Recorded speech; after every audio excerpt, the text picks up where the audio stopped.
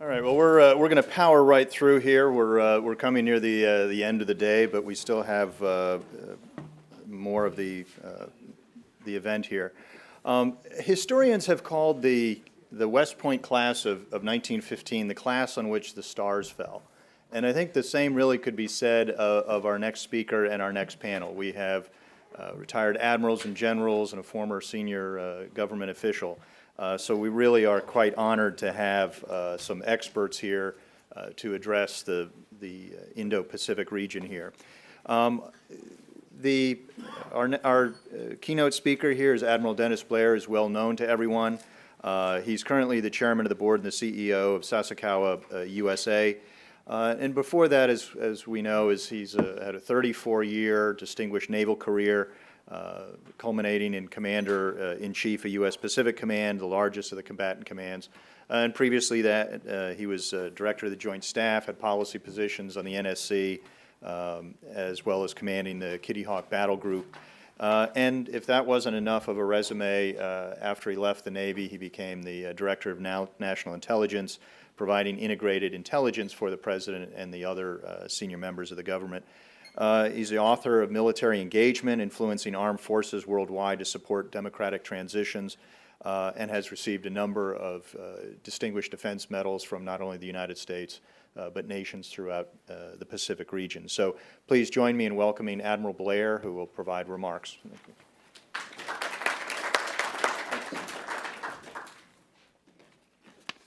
Well, thanks very much to the survivors of the conference. I'm going to apologize up front. I've been fighting a cough which has been going around this town for several days, so if you see me doubled over and leaving, it's nothing to do with the audience. It's that I've swallowed something the wrong way. And I know it's been a long and interesting day, some 74 years and one day after Pearl Harbor. We former Pacific sailors keep track of these things. Probably everything has been said by someone about East Asia security. However, it's not been said by everybody. And that's part of my job, to pull together some of these threads that run across the history of the region, across geography, across politics, across the economies of the region. And you've had a bunch of individual sessions about East China Sea, South China Sea, Indian Ocean, China's out-of-area operations, security and economic indicators. This very interesting panel that preceded ours, and then an upcoming final session on building security networks. The threads that seem to run through East Asia that are most important to me are the economic relationships, the legacy maritime territorial disputes, and the combination of hopes and fears for the region that are both shared and are different among the countries and the peoples there. And I will try to address each of these in turn, drawing some connections among them, and then finally presenting a couple of ideas on how I think we can move forward despite the obstacles. When you spend a lot of time in Asia, as I know virtually everyone in this audience has, you can't help but feel that the business of Asia really is business. Drive through any major Asian city, from Seoul down to Jakarta, the throb of business is what you notice. Huge gleaming businesses with the names of international companies written across them. They dominate the skylines. In many of the less developed cities, the throb of business on the street is loud and constant. They hope to do enough to be able to move into one of those big buildings sometime. You turn on the television in your room in any major Asian hotel, there are dozens of business channels. They're talking about the latest information on various stock markets, company results, deals being made, deals being broken, expectations for the future. And the same omnipresence of business, I would say, extends to the maritime area. When I would steam on my destroyer through the sea lanes of Southeast Asia, it was rare that my ship would not be in visual or radar contact with literally dozens of much larger vessels, much larger than my gray hull. They were packed with cars, containers, commodities. Sailing through the Strait of Singapore or into Tokyo Wan was like rush hour on I-95. The history and the rhythms of business and economic development in Asia have become well understood by virtually all countries, no matter what their form of government. Country after country there has plugged into the international trading system, developed first its low-end manufacturing capability, moving up the value chain, breaking into services. Internal consumer markets have gradually developed. Overall per capita GDP has risen steadily. Large middle classes have developed. Large and competent middle classes have also brought about political change in their countries, sometimes displacing, if not challenging, and sometimes displacing authoritarian regimes. And despite this well-understood pattern of economic and development in Asia, involving a great deal of turmoil and change and creative destruction, there have been relatively few problems or international disputes over it. As the financial sectors of many countries went international, they did become vulnerable to excessive borrowing and the global forces of international arbitrage. Economic growth often took place at the expense of environmental damage, which boomeranged in the form of polluted water and air and, more frighteningly, global climate change. Japanese shipbuilders resented Korean shipbuilders who took away their business. Korean shipbuilders and resented Chinese shipbuilders who did the same to them. Indonesians resented Western bankers. Singaporeans resented Indonesia exporting fog across, or smoke across the Strait of Malacca. And yet these international resentments never approached the level that leaders in the countries concerned considered or talked about armed conflict. Disputes were resolved by negotiation among trade representatives, bankers, other financial officials, with occasional involvements of heads of government and companies going back to business. It was sort of understood that those are the rules of the game. That's how you get ahead. That's how you make it. And one of the most remarkable instances of this phenomenon of economic growth, of course, is what we're now seeing in China. Chinese leadership decided at the third plenum of the Central Committee back in 2013 that their current model of economic development needed to shift drastically from exporting goods and investing in infrastructure to consumption and growth of the private sector. Blame for the pain involved in this wrenching adjustment was not laid on the outside world.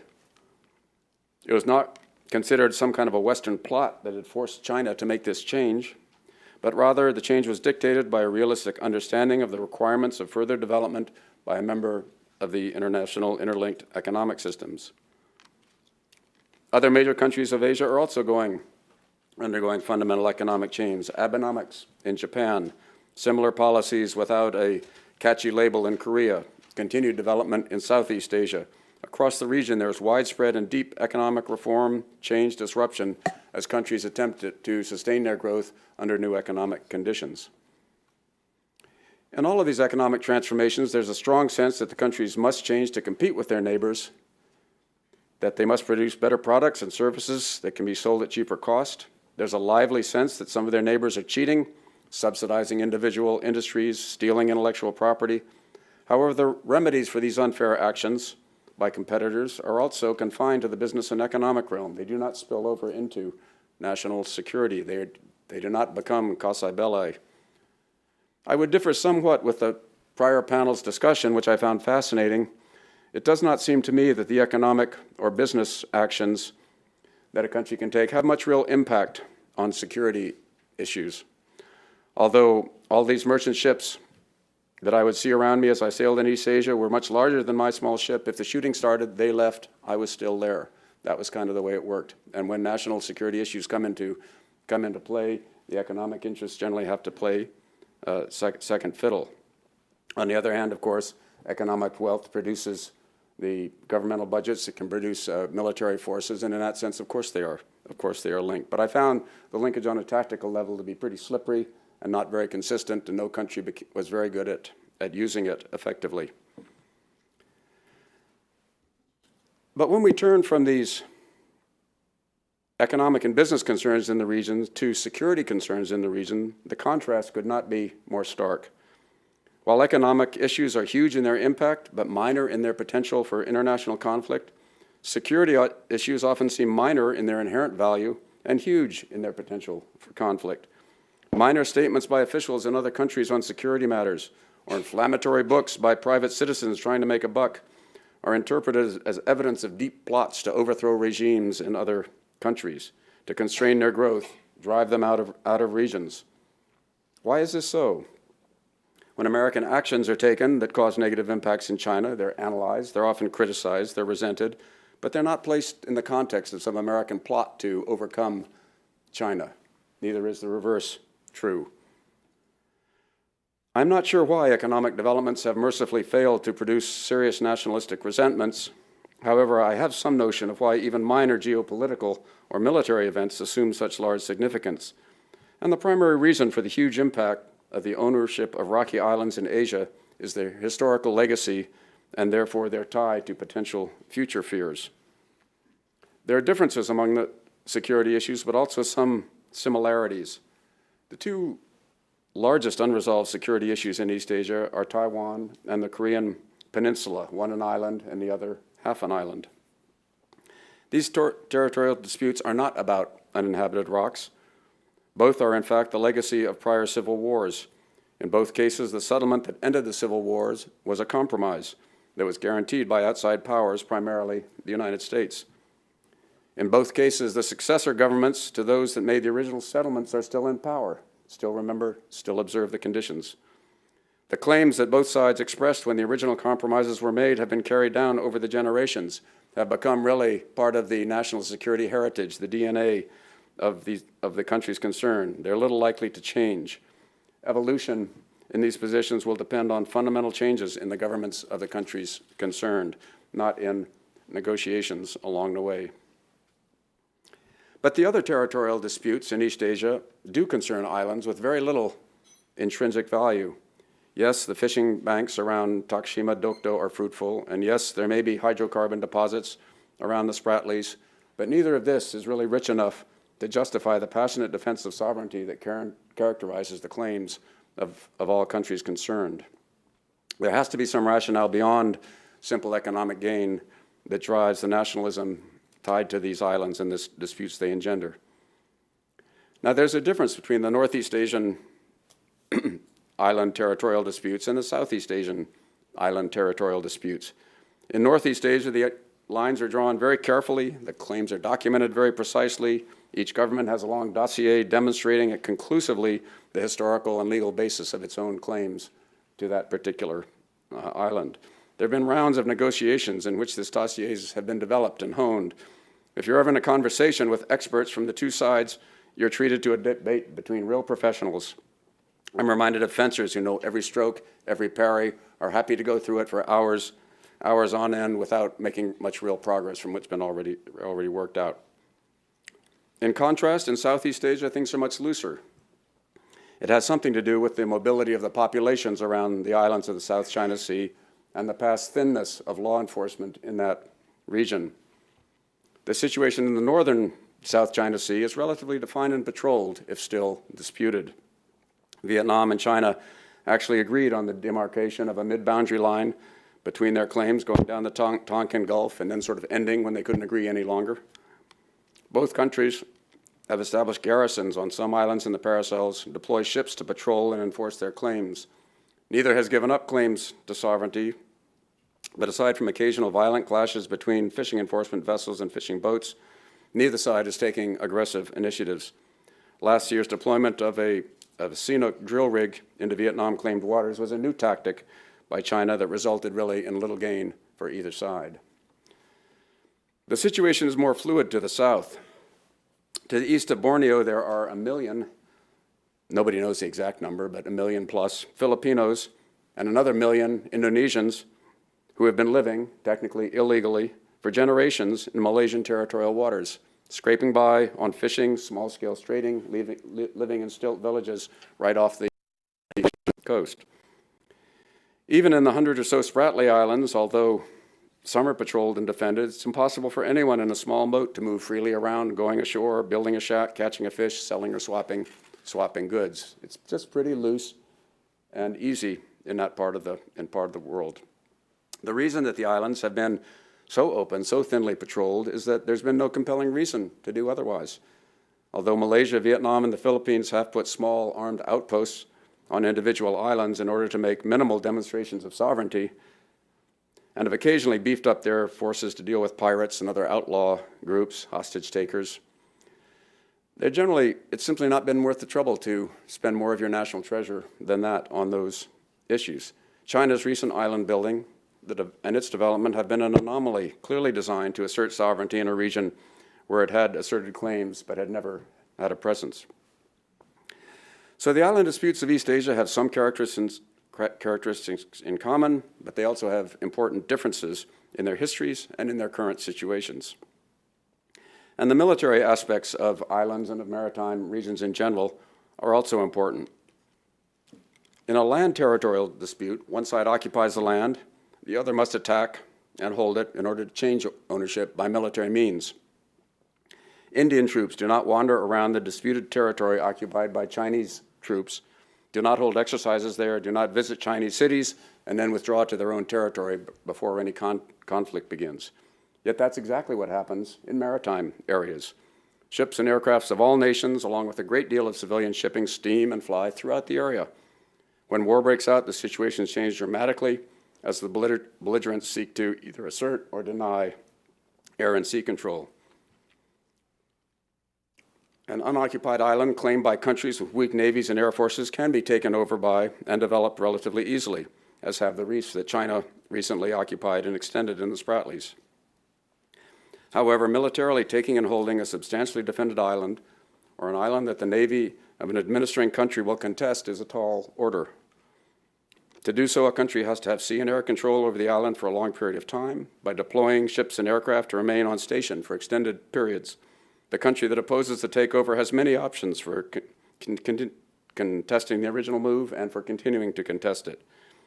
It takes a wide margin of maritime and air superiority to take over an island and hold it under these conditions. Right now and for the future, only the naval and air forces of the United States really have that degree of superiority.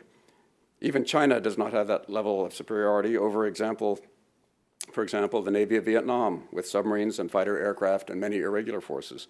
China certainly does not have that superiority over the armed forces of Japan. So it's a very high-risk operation for China to satisfy its territorial ambitions with military force, and the outcome of any attempt to do that is far from certain.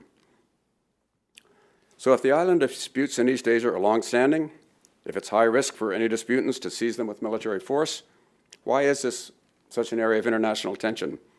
Why don't the countries concerned simply agree explicitly or tacitly not to use force? The answers, I believe, have more to do with the future than with the past, and most of them have to do with China's development and China's ideas about its development. For the island disputes that do not involve China, the Ryukyu's northern territories, the Dokdo Takashima, the Spratlys when China is not involved, there is a shared understanding among the parties that the disputed territory is not worth fighting over, that they will eventually be resolved, if they are ever resolved, by diplomacy. However, for the island disputes to which China is a party, force remains on the table, and in fact, force is often used to demonstrate Chinese seriousness. Examples range from the missile firings around Taiwan in 1996 through continual sea and air patrols around the Senkakus to the recent building of artificial islands in the South China Sea with all the characteristics of military garrisons, a port, an airstrip, logistic laydown areas. There are plenty of explanations for China's aggressive behavior, much of it stemming from the past period of Chinese weakness, when other countries from Japan through the European colonial powers, including the United States, carved out pieces of Chinese territories for their own purposes. However, it seems to me that more of the explanation comes from Chinese ideas about their future. Chinese leaders and much of the Chinese population believe that as China becomes more and more economically developed, more militarily powerful, it will naturally be dominant in maritime areas around its border. A component of that dominance will be ownership of previously disputed territories in its border region, in previously disputed territories that has any sort of a claim to, however tenuous, along with powerful naval, air, and missile forces. That will give it maritime and air dominance in the region. So rather than viewing the oceans on their eastern shores as pathways to the world, China's leaders regard them as territories to be occupied and defended. China's leaders believe that this sort of dominance will make China safer, and in fact is China's due as the largest and most powerful regional country. However, China's leaders also would say that a regionally powerful China is no threat to the region. They do say that. The sort of business climate in East Asia that has been there for the last 50 years would continue even under Chinese military dominance. The business of Asia would still be business. And although China would enjoy the extra economic benefits that it believes the United States now enjoys with its dominant position, things would not change. So what's the problem? The question answers itself. The general problem is that other countries of the region, from the developed and powerful Japan to the less developed countries of Southeast Asia, do not trust the dominance of a nearby powerful authoritarian neighbor. They trust it much less than they trusted the familiar superiority of a distant power, the United States, that has a relatively benevolent track record for the last 50 years or so in East Asia. The specific problem is that China's neighbors do not agree that China has the right to the disputed territories, and even small or unoccupied or lightly occupied territory, in their view, is still territory. The United States, for its part, also sees nothing but disadvantages in making concessions to China. Where would they end? China's ambitions seem to grow with its growth in power. There's little evidence of self-restraint. Only when it seems to encounter a clearly adverse or limiting military balance, as in the cases of Taiwan and the Senkakus, does China seem to rein in its ambitions. In this seeming impasse of ambitions and perceptions, how can the region make progress? How can military considerations return to the background, where they lived for so many years, but set the foundation for the expansion of trade and economic development that provided such great benefits for the region? I know that there have been many specific proposals discussed in earlier sessions. I heard a few in the last session, but let me offer a couple of my own. First, I think the rest of the countries in the region need to convince China of the pointlessness of their military demonstrations. There's nothing new in these tactics that we see in recent years from China.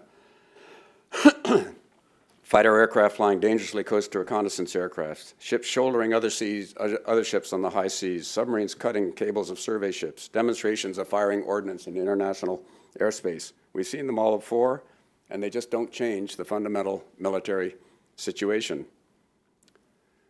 Who owns what islands will be decided when a major conflict starts, when one side attempts to control the sea and airspaces and the other side attempts to deny that control. And in fact, the peacetime political effect of these maneuvers is primarily negative, stoking nationalist sentiment in the other country, forcing its leaders to take a harder line than they otherwise might have. And we're certainly seeing this throughout the South China Sea. The sorts of agreements we have seen recently, for example, QES or the Code for Unplanned Encounters at Sea, are useful, but what would be most useful would be an end to these challenges on the high seas altogether. The Chinese need to realize that not only is the Pacific Ocean big enough for the United States and China, but the East China Sea is big enough for China, the United States, Japan, and in fact any other country that wants to sail a ship or fly an airplane there. So is the South China Sea. The United States and other seafaring nations, as well as the littoral countries of the South China Sea, must build up their maritime and air forces, operate them skillfully and widely throughout the region, so that China sees that military demonstrations is not part of a winning strategy for gaining influence, much less territory. Second, for long-term solutions of these territorial disputes, I think we should look for opportunities for some more imaginative solutions than simple compromises or agreements not to use force. Japan and China, about 7 years ago, were on the verge of an agreement for joint development in the East China Sea without admitting any change in sovereignty claims. But especially for uninhabited islands, rock shoals of the South and East China Seas, perhaps we can go further.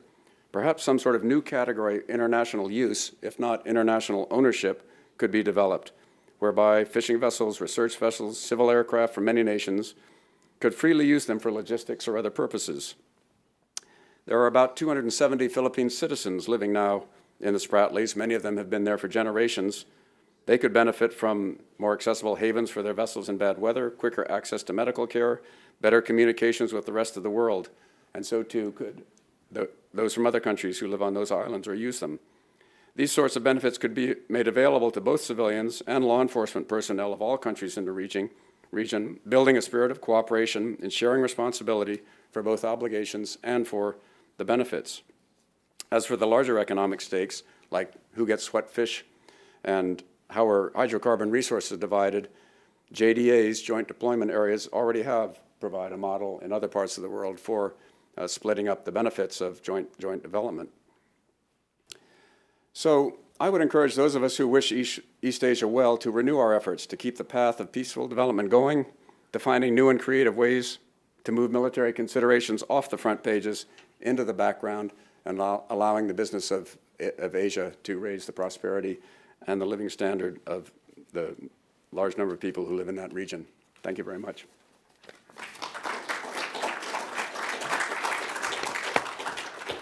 Thank you very much, sir. Are you willing to take some questions? Sure, sure. Anyone that, yeah, we'll lead off with you. Some of my friends here were going to ask embarrassing questions. Okay.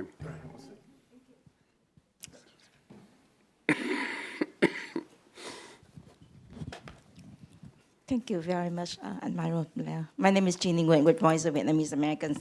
I'm excited about what you just proposed, joint development. And then you also talk about the Philippines fishermen, 200 some living in the Spratly Island. And if we can have a common international ground that all the fishermen in the South China Sea can come and get help, get support.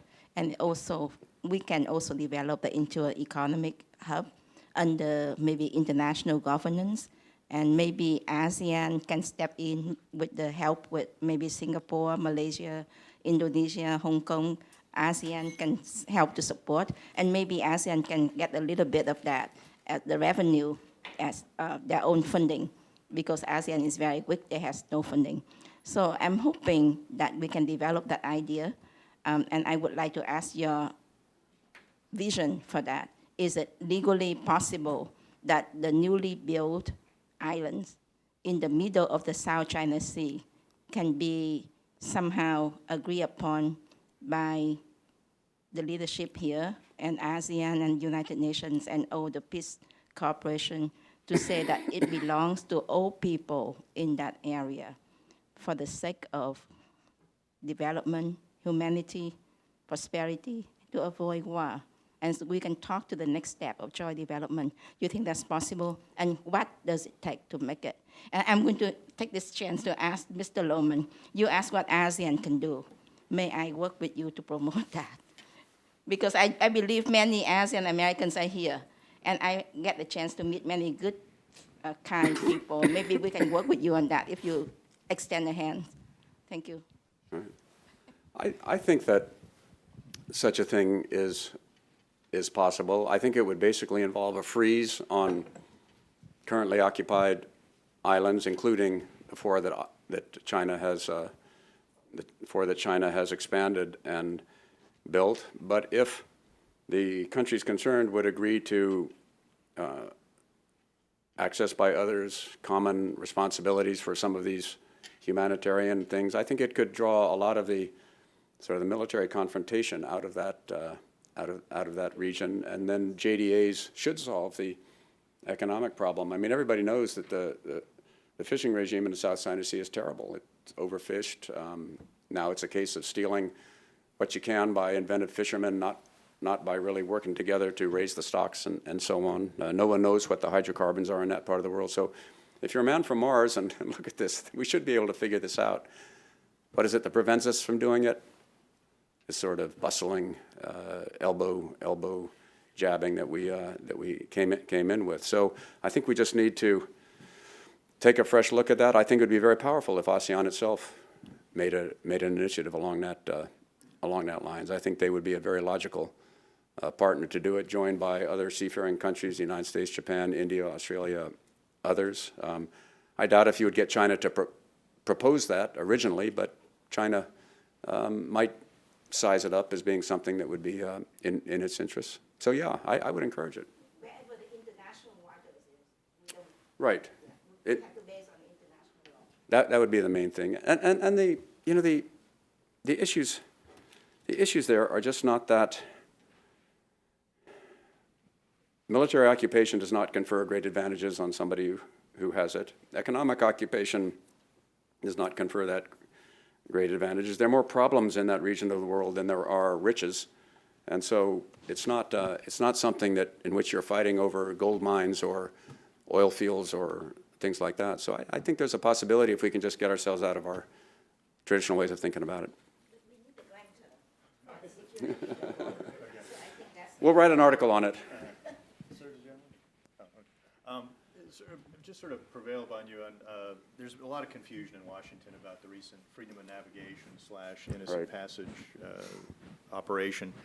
Either of you, I mean, given that you would have been conducting these when you were in PACOM, can you either shed any light on the recent event or looking to the future how such an operation should be done? What needs to be done to ensure that it's seen as freedom of navigation rather than interpreted as innocent passage?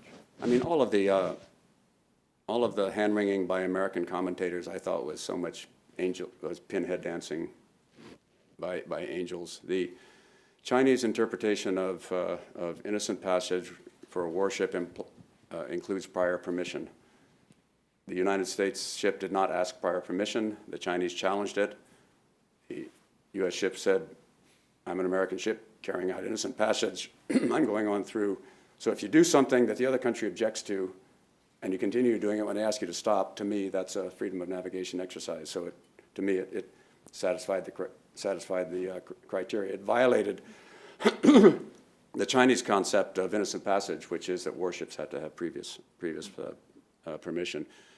Would it really have made any difference if the Lassen had stopped and run a helicopter off of its fantail, or trained it guns around once, or fired some 50 cals off the stand? I don't think so. I think it got the job done, and I think this sort of, as I say, this sort of very careful shredding of this stuff is beside the point. Okay, so it's not that the legal requirements that many have pointed out is ship would need to do X or Y or Z. You think the lack of notification or permission is sufficient? Proceeding without prior notification violates China's interpretation of a territorial sea, yeah. Which, of course, as we know, was not a territorial sea because it was built on an island that was below the watermark and therefore cannot be the basis for a territorial claim. So you really have absurdity on pile on absurdity on pile on absurdity. The fundamental situation is that the United States steamed a ship by a piece of land that China had built up, and China asked them not to, and they went ahead and did it anyway. That's kind of a good fun. Give final word to Walter. Yeah. I can't help but just comment on that last point, and excuse me if it's more pinhead dancing. Okay, dance on. Yeah. But, I mean, isn't that the point, that there's only, innocent passage is only required within 12 miles of an island? And so by calling it innocent passage, we're recognizing that it's an island, right? Okay, well, I mean, it seems it matters to me, but... The idea is the United States sends its ships and airplanes around areas in which China is attempting to establish new rights, and the United States is doing what it wants to do. That's the fundamental point, and I really think the rest of it is pretty minor. Okay, let me ask you this question. Yeah. You're saying that the net result of all of this Chinese aggressive activity is really, at the end of the day, not determinative. It doesn't make a difference, at least with regard to the sovereignty of the islands, I take you to say. Mm-hmm. Do you make a distinction between the effect that has on the sovereignty claims and the administration of the waters? Because it seems to me that they are establishing habits of control over vast amounts of sea. They impose fishing regulations over different areas. They seize islands, the Scarborough Shoal, et cetera. They're patrolling areas with the presumption that it's their right to control those waters. Would you make a distinction between the land territories and how that's disposed of, which probably doesn't, at the end of the day, make a big difference Right. from the maritime administration? I mean, the general pattern of Chinese activity in the South China Sea is clearly an attempt to establish a de facto claim to jurisdiction capability for that region. Have a set of rules that apply to it. Be able to enforce those rules. Be there consistently and so on. So they're trying to build up a case in a fuzzy area, which certainly these bogus historical claims of the 9-dash line would have no standing. If historical maps were the basis for claims, Portugal and Spain would each own half the world still. So everybody knows that historical claims don't have any relevance. You have to build up this case, and I think China is hoping that by building this capability in due course, they will be recognized to have all of the essential elements of jurisdiction, and therefore would be able to win some sort of a case on it, or continue to do it. I think you know, the ironic thing is, with this myopic focus on sort of tactical individual administrative means, at the strategic level, they're doing nothing but drive all of these countries into the arms of the United States, Japan, other countries, at the strategic level, by generating resentment and suspicion and so on. And they're bringing you know, the United States back into a region in which it had fundamentally greatly reduced its presence in. So China's actions have turned this into an area of strategic rivalry with all of the other countries in the region lined up against China, restrained only by the Chinese economic heft that we talked about earlier, and by some near-term administrative things. So it's a strange game that China is playing in the South China Sea. Normally they're smarter than that, and I just haven't quite figured out what their long game is, except to think that if they can intimidate everybody, then things will fall their way sooner rather than later. But that certainly hasn't been the history of most maritime disputes in that part of the world. Well, thank you very much, sir. Please join me in thanking Admiral Blair.